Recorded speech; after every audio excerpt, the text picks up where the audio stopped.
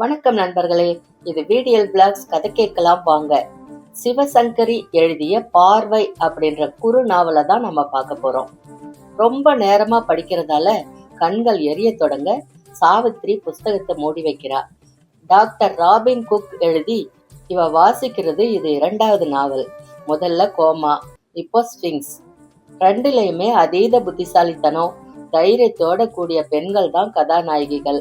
திடகாத்திரமா இருக்கிற மனிதர்களை மீளா மயக்கத்துல அழுத்தி அவங்களோட உறுப்புகளை அநியாய விலைக்கு கள்ள மார்க்கெட் சந்தையில விற்கிற ஒரு கும்பலை சூசன் அப்படின்ற ஒரு பெண்ணு கோமாவில கண்டுபிடிக்கிறா. அப்படின்னா ஸ்பிங்ஸ்ல அதே துருதுருப்போட எகிப்திய ராஜாக்களோட சமாதிகள்ல புதைந்து கிடக்கிற உண்மைகளை மகா சாகசத்தோட தோண்டி துருவும் எரிகா. பெண்கள்னா இப்படி இல்லவா இருக்கணும்? எதுக்கும் அஞ்சாம, குட்ட குட்ட குனியாம, ஆண்கள் விரட்ட விரட்ட ஓடாம, சிந்திக்கவும் கற்பனை பண்ணவும் நல்லா தான் இருக்கு. ஆனா நிஜ வாழ்க்கையில பெண்களா? தனித்தன்மை சுதந்திரத்தோடா? அதுவும் இந்தியாவிலா? எங்க? அன்றாடம் பேப்பர் பிரிச்சா வரதட்சணை கொடுமையால பெண் தீக்குளிப்பு, மாமியாரின் படுத்தலை தாழாமல் மருமகள் மாடியிலிருந்து குதித்து தற்கொலை அப்படின்ற செய்திகள் ரூபாய்க்கு 100 மலிஞ்சு கிடக்குற இந்த நாட்டுல பெண்களாவது தைரியமாய் தனிக்காட்டு ராணிகளாக இருக்கிறதாவது? மனசுக்குள்ள லேசா எரிச்சல் உருவெடுக்க சாவித்திரி எழுந்தா. ரயிலோட ஆட்டத்துக்கு ஈடு கொடுத்துக்கிட்டு காரிடார்ல நடந்து பாத்ரூமுக்கு போய் 4 கை பச்சை தண்ணிய வாரி கண்கள் அடிச்சுக்கிட்டு தன்னோட பெட்டிக்கு திரும்பி சீட்ல உட்கார்ந்தா. மணி என்ன? 1? சாப்பாட்டு கடையை முடிச்சிடலாமா? சீட்டுக்கு அடியில தள்ளி இருந்த கூடையை இழுத்து மேலாக வச்சிருந்த டவலை எடுத்து தண்ணீர் பாட்டில், உணவு பொட்டலத்தை எடுக்கிறா. டவலை மடியில விரிச்சு பிளாஸ்டிக் பேப்பர்ல இருக்கிற சாண்ட்விச்கள்ல ஒன்னை எடுத்து கடிக்கிறா. பார்வை தூரத்துல விரிந்திருந்த வயல்கள் மேல விழுந்தது.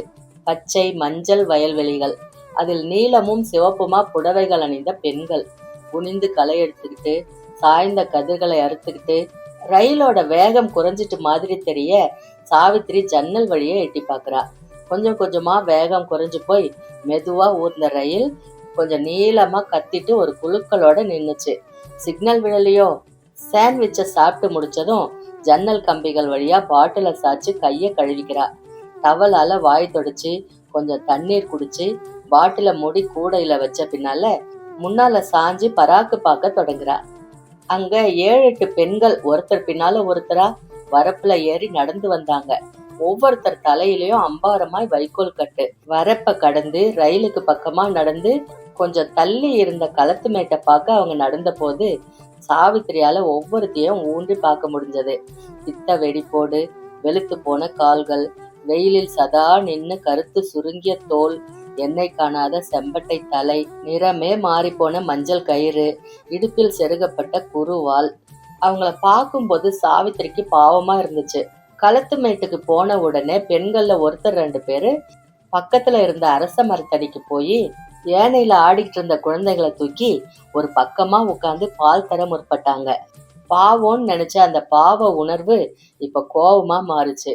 திருச்சியில வீட்டு வேலை பார்த்த பாக்கியம், ஆபீஸ கூட்டி பெருக்கிய சுந்தரி, பால்கார ஆயா, இவங்களோட நினைப்பு திடீர்னு வர அந்த கோபம் அதிகமாயிருச்சு.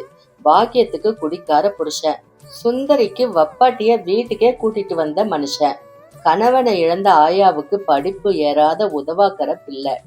ஆக மொத்தம் அத்தனை வீட்டுல துப்பு கெட்ட ஆண்கள் தான். அத சரி கட்ட மறைக்க பாடுபடுற பெண்கள். இதோ இப்படி வைக்கோல் சுமைய தூக்கிட்டு ஓடுறாங்களே, இவங்கள எத்தனை பேரோட புருஷன்கள் பொண்டாட்டிய உட்கார வச்சு காப்பாத்துற யோகியதை இருக்கிறவங்க? சம்பாதிக்கிற பணத்தை குடியில செலவழிச்சுட்டு தன் சந்தோஷம், தன் விருப்பு வெறுப்பு, தன் இஷ்டம் அப்படின்னு நாட்டாம பண்ணாத புருஷங்க இவங்களுக்கு எத்தனை பேருக்கு? என்ன பெண்கள் இவங்க! காலையில இருந்து வீட்டு பாட்டை கவனிச்சு நண்டு சிண்டுகளோட கழனிக்கு வந்து பதைக்கிற வெயில 4 புறா உழைச்சு சாயங்காலம் வீட்டுக்கு ஓடி ராத்திரி சாப்பாட்டை கவனிச்சு கையால் ஆகாத வக்ர புருஷனை கவனிச்சு வருஷத்துக்கு ஒன்னா குட்டி போட்டு, சே, இவங்களுக்கு எல்லாம் மானம், ரோஷம், கோபம், சரி தப்பு அப்படின்னு எதுவுமே ஏன் உரைக்க மாட்டேன்னது? தொடர்ந்து அந்த பெண்களை பார்க்க பிடிக்காத மாதிரி சாவித்திரி திரும்பி சாஞ்சு உட்கார்ந்து ஸ்விங்ஸ கையில் எடுத்த நிமிஷத்துல ரயில் கிளம்புது. வேகத்தை அதிகரிக்காம நிதானமா போய் விழுப்புரம் ஜங்ஷன்ல நுழைஞ்சு அப்பாடி அப்படின்னு நிக்குது. ரோஸ் மில்காரரும் பிஸ்கட் தட்டுக்காரரும் ஜன்னல் கிட்ட நின்று குரல் கொடுத்துட்டு போனாங்க. சாத்தி இருந்த கதவை தட்டி, மீல்ஸ் ஆர்டர் பண்ணிருக்கீங்களா அப்படின்னாரு ஒருத்தர். 10 நிமிஷங்கள் ஆகியும் கம்பார்ட்மெண்ட்ல ஒருத்தரும் ஏறாதது சாவித்திரிக்கு நிம்மதியா இருந்தது. திருச்சியில புறப்பட்டதுல இருந்து அந்த கம்பார்ட்மெண்ட்ல அவ ஒருத்தி தான். ஏனோ அன்னைக்கு அதிசயமா முதல் வகுப்புல கூட்டம் இல்ல. கூட யாரும் பயணம் செய்யாததுல சாவித்திரிக்கு சந்தோஷம்தான்.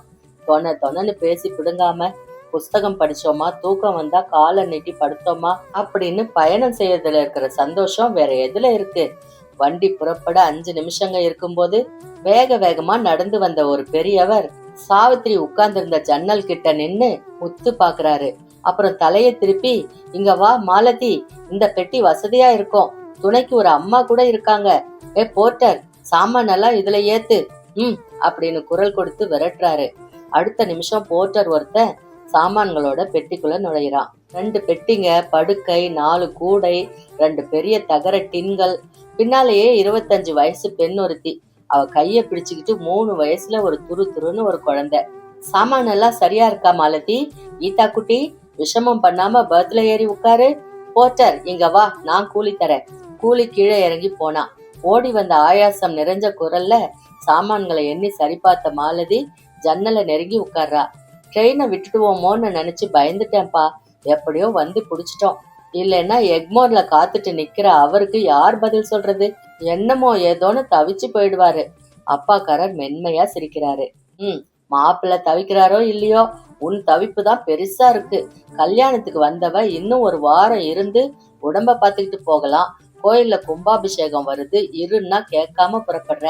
அம்மா அக்காக்கெல்லாம் ரொம்ப வருத்தம். போ, அதான் லீவுக்கு திரும்ப ஒன்னாவே வர்றதா இருக்கோமே. அப்புறம் என்ன, இப்ப அவரு சாப்பாட்டுக்கு திண்டாடுவார்ப்பா. 4 நாள் ஆவல நீ வந்து, அதுக்குள்ளார பறந்துகிட்டு ஓடுற. சரி, அந்த முறுக்கு டப்பா எங்க? லட்டு வச்சிருந்த கூடைய நிமித்தி வச்சிருக்கியா?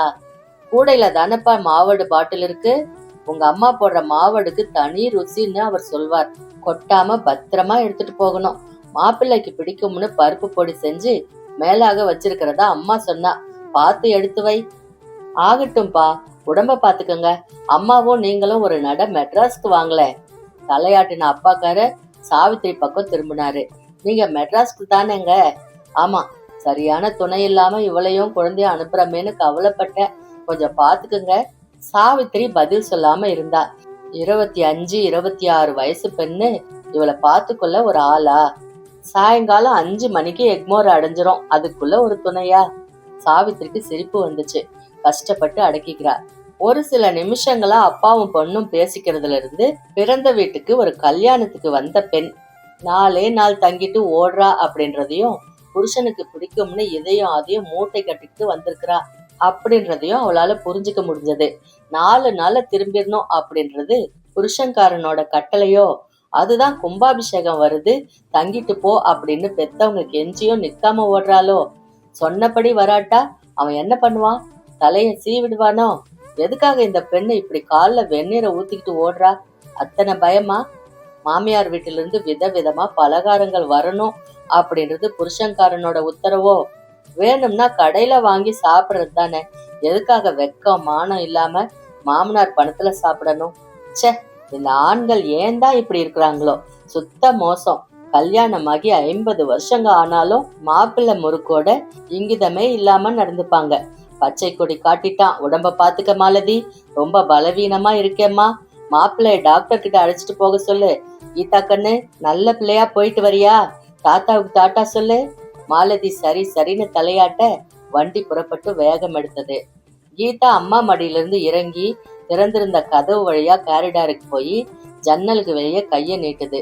ஏய் கீதா, இங்க வா, அங்கெல்லாம் போகாத, கைய வெளியே நீட்டாத, எதுலயாவது கை அடிபட்டுட்டா உங்க அப்பா என்ன கொலையே பண்ணிடுவாரு.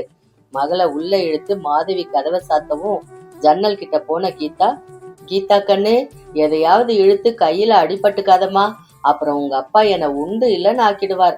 வா, இங்க நல்ல பிள்ளையா படுத்து தூங்கு பாக்கலாம். குழந்தை விஷமம் பண்ணி அடிபட்டுக்கிட்டா அதுக்கு திட்டு அம்மாவுக்கா?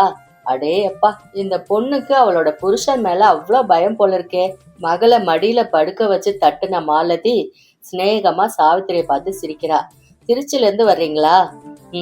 இருக்கிறது மெட்ராஸ் தானா? இனிமே அப்படின்னா மெட்ராஸ் கம்பெனிக்கு டிரான்ஸ்ஃபர் ஆகியிருக்கு, ஜாயின் பண்ண போறேன். மாலதியோட கண்கள், அட நீங்க பெரிய வேலையில இருக்கிறீங்களா அப்படின்னு கேட்கிற பாவனையில விரியறத சாவித்திரியால புரிஞ்சுக்க முடிஞ்சது. ஒரு நிமிஷம் மௌனத்துக்கு பின்னால மாலதி கேட்டா, உங்க ஹஸ்பண்ட் என்ன பண்றாங்க? ரொம்ப நாள் பழகுன மாதிரி அவ கேட்டதுக்கு என்ன பதில் சொல்றதுன்னு புரியாம போக சாவித்திரி பார்வைய திருப்பிக்கிட்டா. ஓ காட், முன்பின் தெரியாத நபர்கிட்ட அந்தரங்கமான கேள்விகளை கேட்கறது நாகரிகம் இல்லை அப்படின்றத நம்ம நாட்டு பெண்கள் ஏன் புரிஞ்சுக்கவே மாட்டேங்கிறாங்க? இப்ப இவகிட்ட என்ன சொல்லணும்? கல்யாணம் ஆயிடுச்சுன்னா இல்லன்னா?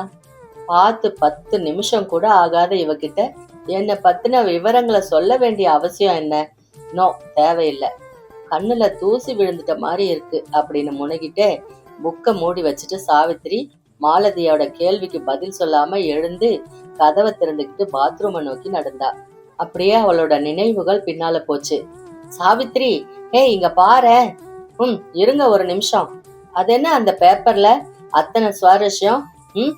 பாம்பேல ஒரு மீட்டிங்ல பேசினப்ப பால்கிவாலா என்ன சொல்லியிருக்கார் தெரியுமா? நம்ம நாட்டோட எக்கானமி, அட கடவுளே, பேப்பர், பால்கிவாலா, நாட்டு எக்கானமி, ஹனிமூன்ல இருக்கிற பொண்ணு பேசுற பேச்சா இது? ஹனிமூன்ல இருந்தா நம்ம நாட்டோட நடப்புகளை மறந்துடணுமா? எக்ஸாக்ட்லி.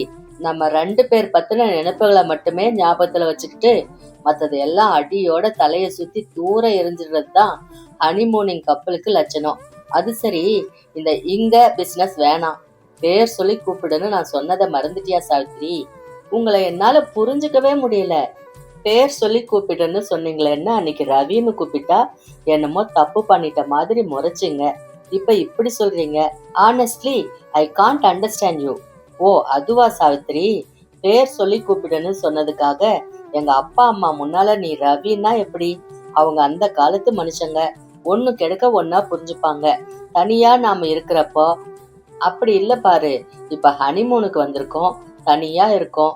இப்ப நீ டா போட்டா கூட ஐயா ஒன்னும் சொல்ல மாட்டார். அப்படியாடா ரவி? ஏய், என்ன நீ விளையாட்டுக்கு சொல்றத சீரியஸா எடுத்துக்கிட்டு? ஒண்ணு பண்ணுங்க, இனிமே எதையும் பேசுறதுக்கு முன்னால அது விளையாட்டு பேச்சா சீரியஸ் பேச்சான்னு சொல்லிடுங்க. நான் அதுக்கு தகுந்த மாதிரி பதில் சொல்ல சௌகரியமா இருக்கும். பா, உன்னோட பேச நம்மால் ஆகாதுமா. ஆளை விடு. கிளம்புறீங்களா? ஒரு வாக் போயிட்டு வரலாம். வாக்கா? இப்பவா? எனக்கு குளிருது சாவித்ரி. ஜம்முன்னு குளிருக்கு அடக்கமா? ஊட்டிக்கு வந்து 2 நாள் ஆச்சு, இன்னும் ஒரு இடம் கூட பார்க்கல. சும்மா குளிருக்கு அடக்கமா குளிருக்கு அடக்கமான்னு சொல்லிக்கிட்டு ரூம்லயே தங்கிக்கிட்டு என்னங்க நீங்க? ஹனிமூன் எனக்கு போர் அடிக்குது. ரவி, நாளையோட எனக்கு லீவு முடியுது. நாளன்னைக்கு நான் வேலைக்கு போகட்டுமா? பதில் சொல்லாட்டி என்ன அர்த்தம்? ஏற்கனவே பேசி முடிச்ச விஷயத்த பத்தி திரும்ப என்ன பேசுறது சாவித்ரி? பேசினோமே தவிர எங்க முடிச்சோம்? நீ வேலைக்கு போறதுல அப்பா அம்மாவுக்கு இஷ்டம் இல்ல சாவித்ரி. நான் வேலைக்கு போறதுக்கும் அவங்களுக்கும் என்ன சம்பந்தம் இருக்குதுன்னு எனக்கு புரியல. நாம மெட்ராஸ்ல இருக்கோம், அவங்க கிராமத்துல இருக்காங்க. இங்க நான் வேலை பாக்குறதுல அங்க அவங்களுக்கு கஷ்டமா? வீட்டை பார்த்துக்கிட்டு வேலையும் பார்க்க நான் ரெடியா இருக்கிறப்போ அவங்களுக்கு என்ன? அவங்கள ஏன் இப்படி பிரிச்சு பேசுற? என்ன பெத்தவங்களுக்கு என் மனைவி வேலைக்கு போகலாமா வேணாமான்னு சொல்ல உரிமை இல்லையா? சரி, அவங்கள விடு, எனக்கே இஷ்டம் இல்ல. அப்ப ஏன் இல்ல? வேலை பார்த்தா என்ன தப்பு? தப்பு ஒண்ணும் இல்ல. நான் நல்லா சம்பாதிக்கிறேன், வீடு, ஆளு, காருன்னு எல்லா சௌகரியமும் இருக்கு. அப்புறம் நீ சம்பாதிக்க வேண்டிய அவசியம் என்ன? சௌகரியத்துக்காக தான் வேலைக்கு போகணுமா ரவி? வேலை பார்க்கறதுல எனக்கு ஒரு திருப்தி கிடைக்குதே, அதை மறந்துட்டா எப்படி? வீட்டை கவனிக்கிறதுல வராத திருப்தியா வேலை பார்க்கறப்ப வந்துற போது? சர்டன்லி. எம்காம் படிச்சு நல்ல கம்பெனில 4 வருஷமா எக்ஸிக்யூட்டிவா இருக்கிற சந்தோஷம் அல்லாதிதான். அது உங்களுக்கு புரியாதா? கல்யாணத்துக்கு முன்னாலேயே உங்ககிட்ட தொடர்ந்து வேலை பார்க்க நான் ஆசைப்படுறேன்றத சொன்னேனே, அதுக்கு அவசியம் இல்லைன்னு நான் சொல்லலையா? இல்ல, தீர்மானமா நீங்க சொல்லல. லீவு போட்டுட்டு அப்புறம் யோசிக்கலாம்னு தான் சொன்னீங்க.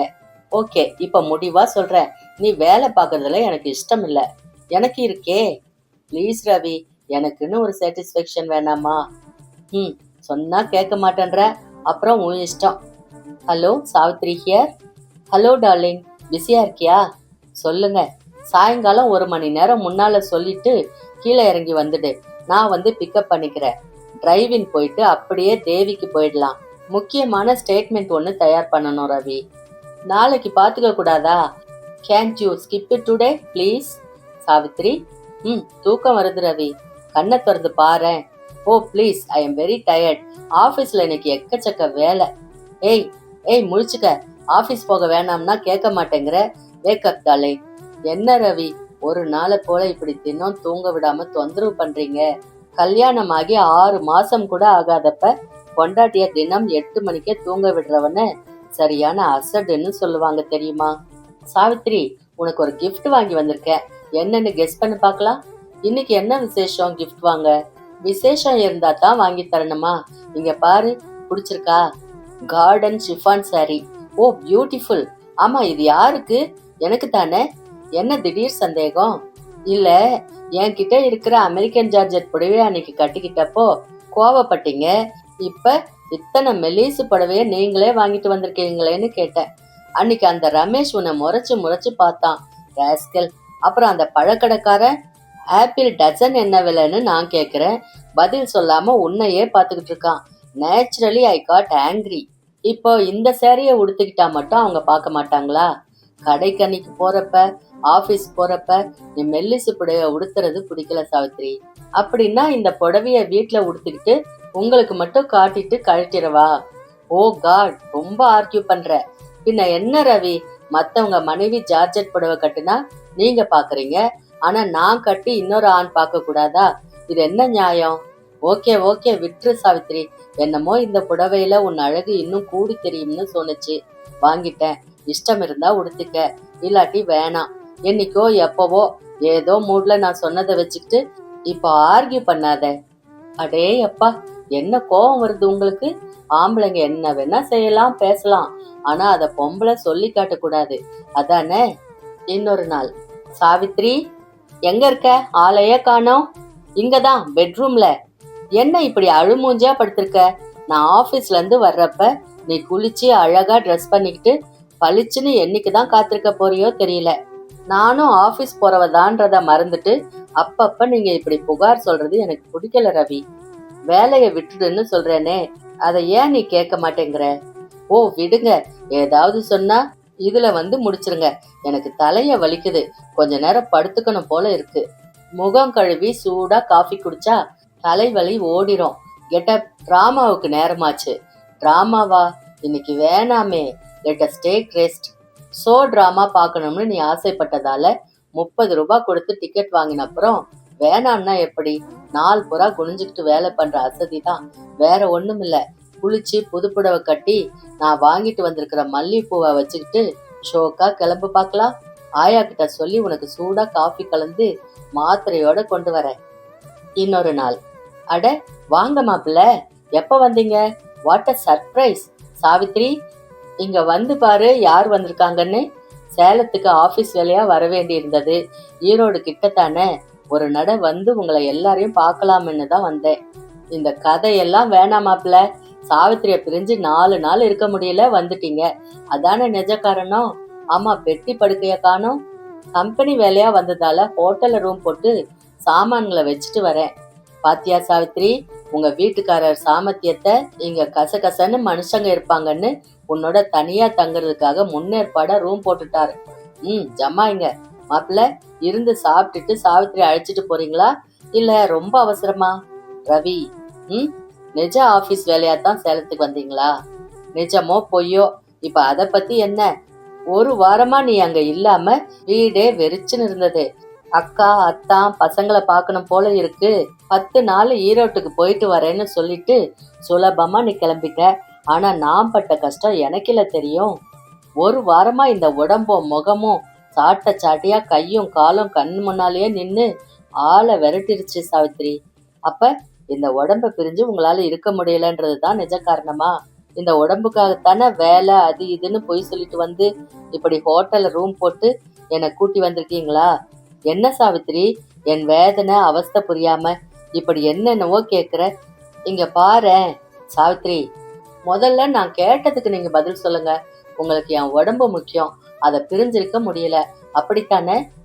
உணர்ச்சி வசப்பட்டிருந்த ரவி எதையாவது சொல்லி மனைவிய திருப்தி செய்யணும்ன்றதுக்காக அப்படின்னு சொல்ல, அந்த நிமிஷத்துல இந்த மனுஷனுக்கு வாழ்க்கையில செக்ஸ் தான் எல்லாம், மற்றபடி மனைவியோட உணர்ச்சிகள் ரசனைகள் எல்லாம் இரண்டாம் பட்சம் தான் அப்படின்னு கொஞ்ச நாளாவே மனசுக்குள்ள தோணிட்டு இருந்தது உறுதிப்பட்டு போக, இனியும் இந்த தாம்பத்தியத்தை தொடர தன்னால முடியாது அப்படின்னு முடிவு பண்ணா சாவித்ரி. தொடரும். அது வரைக்கும் இந்த எபிசோட்ல பார்த்தோம். அதுக்கப்புறம் என்ன நடந்துச்சுன்னு சாவித்ரியோட பிளாஷ்பேக்க அடுத்த எபிசோட்ல தெரிஞ்சுக்கலாம். அது வரைக்கும் உங்களிடமிருந்து நன்றி கூறி விடை பெறுவது VDL Vlogs VDL. நன்றி, வணக்கம்.